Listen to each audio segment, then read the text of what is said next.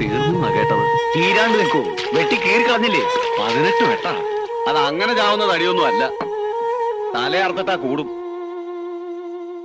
മംഗലശ്ശേരി മാധവമേനോന്റെ മകൻ കാണണ്ട എന്ന് പറയുന്നത് കാണൂ, കേൾക്കരുതെന്ന് പറയുന്നത് കേൾക്കൂ. അമ്പലത്തിലല്ല, പുറത്ത് എവിടാ നടക്ക. ഇവിടെ ഞാൻ ഇങ്ങനെ തന്നെയാ. അതെന്താ എന്ന് ചോദിച്ചാ ഞാൻ അങ്ങനെ തന്നെ അത്ര തന്നെ.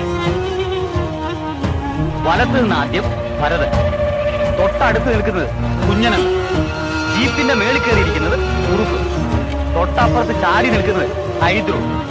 4 കുപ്പിക്കണ്ടങ്ങളാ മംഗലശ്ശേരി നീലകണ്ഠന്റെ പട്ടാളം.